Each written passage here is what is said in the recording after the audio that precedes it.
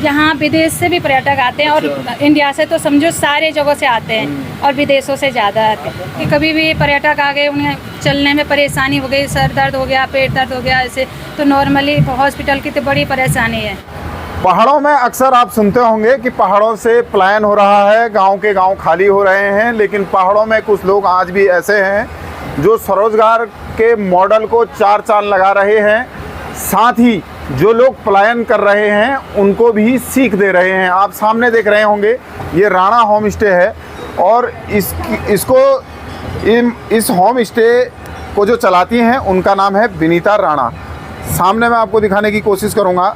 आप इन महिलाओं को देख रहे होंगे। अभी मैं कालीमठ में मौजूद हूँ और कालीमठ में इनका राणा होम स्टे है और ये खुद का स्वरोजगार करती हैं इसी तरीके से, और जो और महिलाएं हैं उनको भी ये प्रोत्साहित करती हैं।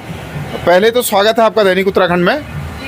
सर थैंक यू, आप आज हमारे घर पे आए और ये होम स्टे में और माता रानी काली माता के दर्शन के लिए आए, तो आपका बहुत बहुत स्वागत है। सरकारें स्वरोजगार की बात करती हैं और आप भी अपना स्वरोजगार कर रही है। एक तरफ लोग पहाड़ों से पलायन कर रहे हैं, दूसरी तरफ आप स्वरोजगार कर रही हैं। कैसे आइडिया आया कि भाई आपको स्वरोजगार करना चाहिए? जी, बाहर हमने देखा कि मतलब कभी हम गए थे घूमने, तो ये वही है, पैसों का पानी है, पैसों की हवा है, पैसों का दूध है, सब कुछ पैसों का खेल है। और घर में ऐसा है कि अपना नमक रोटी भी खाएंगे तो बढ़िया चलता है। दिन में शाम को अपना खेत में गए और धनिया लाए, मिर्च लाए, पीस दिया, उससे भी अपना गुजारा चल जाता है। और बाहर क्या होता है कि दूसरे की भी थोड़ा वो करनी पड़ती है कि वो खा रहे हैं बच्चे, उनके वैसे पहन रहे हैं, हम ऐसे पहनेंगे। हमारे बच्चों ने तो कभी ऐसे भी नहीं बोला कि कुरकुरे लाओ या मोमो चाउमीन, मतलब कुछ खाए नहीं ऐसे। तो इसी से हमारा माता रानी की कृपा भी है कि यहाँ पे थोड़ा यात्रा का सीजन भी है, तो हमने अपने रूम को होम स्टे में वो कर दिया। और स्वयं सहायता समूह से भी हमको बहुत कुछ सीख मिली है। वहाँ पे भी समझाते हैं कि महिलाओं को कैसे आगे बढ़ना है। और कितनी महिलाएं आपकी स्वयं सहायता समूह में? हमारे कालीमठ में तो लगभग 10 ग्रुप हैं। और महिलाओं को भी आप प्रोत्साहित कर रही हैं स्वरोजगार की तरफ। क्या क्या सिखाती हैं आप उनको, किस तरीके से प्रोत्साहित कर रही हैं? ऐसे जिन लोगों की दुकानें हैं वो व्यापार का काम करती हैं, जैसे अपने दुकान में प्रसाद वगैरह बनाती हैं, कोई होम स्टे चलाते हैं, कोई चाय वगैरह बनाते हैं। और जो लोग गांव में हैं जिनका बाज़ार में जैसे दुकान नहीं है, तो उन लोगों के लिए हमने सब्जी का करा है। जैसे अभी प्याज की खेती है, तो हमारे स्वयं सहायता समूह में वहाँ प्याज का बीज आया हुआ है, तो प्याज की खेती कर रहे हैं। प्याज की, गोभी की सब्जी, वो सब प्याज गोभी जो भी, अभी मिर्च का है, दाल का है, ऐसे कुछ रोज़गार कर लेती हैं। बच्चे कितने आपके और क्या क्या करते हैं? जी, मेरे बच्चे 2 हैं और दोनों बच्चों ने जैक्सविन स्कूल में पढ़ा है, क्योंकि हमने सोचा कि हमने जो पढ़ाई नहीं की हम अपने बच्चों को पढ़ाएंगे। तो बच्चे गुरुजी के स्कूल में पढ़े, वहाँ से वो नवोदय में निकल गए। और वो डिस्ट्रिक्ट का एक ही स्कूल होता है, नवोदय विद्यालय, जो जागदार बणसू में है, और उसमें कम से कम 25-26 हज़ार बच्चे भाग लेते हैं। तो उनमें से 80 बच्चों का सिलेक्शन होता है। तो उनमें से मेरा बड़ा वाला बेटा निकल गया और उसने लॉकडाउन के टाइम पे अपने छोटे भाई पे भी इतनी मेहनत की कि लॉकडाउन के टाइम पे छोटा वाला भी निकल गया। अच्छा, यहाँ पर जिस तरीके से ना सरकार स्वरोजगार मॉडल को तैयार करने के लिए होम स्टे योजना लाई, फिर कहती है कि स्वरोजगार की तरफ पहाड़ के लोग जो हैं वो स्वरोजगार की तरफ कदम बढ़ाए, लेकिन दिक्कतें क्या क्या आती है आप लोगों को स्वरोजगार करने में? दिक्कतें ये आती हैं कि मतलब जैसे बरसात है, तो बरसात में हमारे यहाँ का रास्ता वगैरह ठीक नहीं रहता है। हमारा जो सीजन जैसे यात्रियों से ही चलता है, रहने जो लोग पर्यटक लोग आएंगे उनके लिए अच्छी व्यवस्था होती है, पर उन लोगों को क्या होता है कि रास्ते से बहुत डर लगता है। तो हमारे पहाड़ के जो रास्ते हैं वो बहुत ही ख़राब हैं। और लोग जैसे घूमने चले गए, जैसे यहाँ से कालीशिला के लिए जाना है, तो सड़क की बुरी हालत है। आप कालीमठ अभी आए होंगे तो हमारी सड़क की बुरी हालत है। हमारे कालीमठ में बड़े बड़े नेता मंत्री सब आते हैं यहाँ पे और बड़े बड़े वादे करके जाते हैं। और यहाँ तक कि मतलब मेरे एक वीडियो है, उसमें उन्होंने यहाँ का केदारनाथ ले जाने का रास्ता का भी उन्होंने वीडियो बनाया, मतलब बोला था। मेरे पास है 5 मांगे उन्होंने पूरी करी थी। अभी जैसे हमारे गांव में स्कूल भी नहीं है, हाई स्कूल है, और वहाँ यहाँ से बच्चे कम से कम 7 किलोमीटर की दूरी पर स्कूल जाते हैं। अच्छा, इतने सड़क की आप बात कर रहे हैं, इतने विपरीत परिस्थितियों में भी आप यहाँ पर होम स्टे चला रही है। कभी जहन में ये नहीं आया कि आप लोग का भी भाई शहर की ओर जाने का या पलायन करने का मन नहीं किया? नहीं सर, मुझे तो बिल्कुल भी वहाँ का पलायन का बिल्कुल भी विचार नहीं आया। जब मैं गई थी तो मुझे वहाँ का पानी में बिल्कुल स्वाद नहीं आया। दूसरे में मेरे को वो सब्जी दिख रही है, बाहर से फ्रेश दिख रही हैं, पर उनमें कोई स्वाद नहीं आया। अपने पहाड़ का, अपने गांव का, अपनी खेती का जो कुछ भी बनता है ऑर्गेनिक चीज़ें बनती हैं, मतलब ऑर्गेनिक बिना खाद की रहती है। ऑर्गेनिक गोबर जो घर में होता है, गाय का गोबर, उसी से वो सब्जी का उत्पादन होता है और वो हमारे स्वास्थ्य के लिए बढ़िया होता है। और जितने लोग यात्री लोग यहाँ पे आते हैं वो बोलते हैं कि अपना पहाड़ का जो भी यहाँ का बना है उसको खिलाओ। तो मैं यहाँ पे जैसे लेंगुड़ी का अचार है, तो लेंगुड़ी का अचार बना के रखा है, तो ये बहुत मतलब लोग पसंद करते हैं इसको।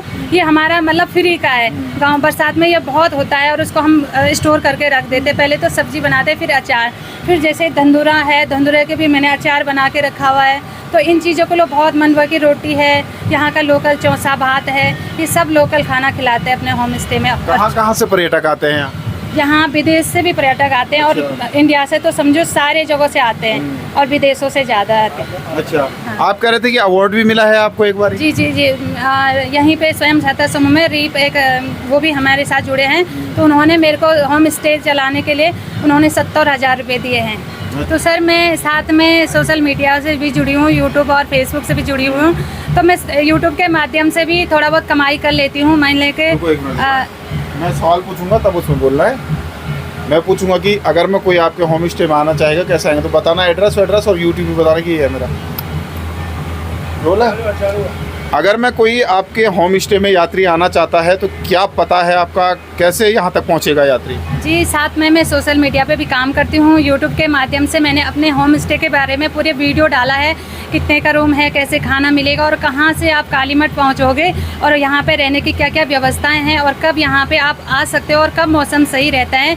तो मेरा यूट्यूब का चैनल का नाम है विनीता राणा कालीमठ, तो आप देख सकते हैं और जितने लोग भी ये वीडियो देख रहे हैं वो सब सर्च कर सकते हैं, उस पर आपको यहाँ के बारे में। तक कैसे पहुँचे, क्या एड्रेस है यहाँ का, अगर कोई यात्री आना चाहे यहाँ? जी, तो यूट्यूब के माध्यम से आप वीडियो, मेरा होम स्टे है कालीमठ का, तो कालीमठ सिद्धपीठ Kalimath home stay, Rana home stay डाला है, तो वो अधिकतर लोग मेरे गेस्ट वही होते हैं जो यूट्यूब के माध्यम से ही पहुंचते हैं यहाँ पे।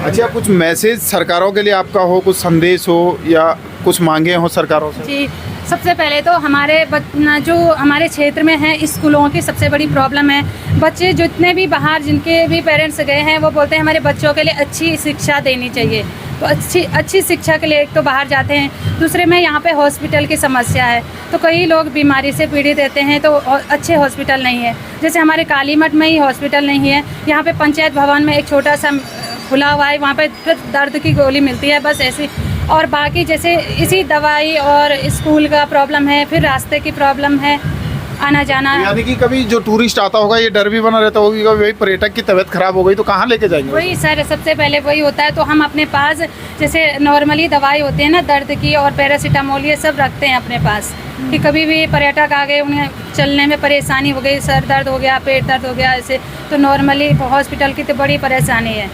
थैंक यू, दैनिक उत्तराखंड से बात करते हैं, बहुत बहुत धन्यवाद। धन्यवाद।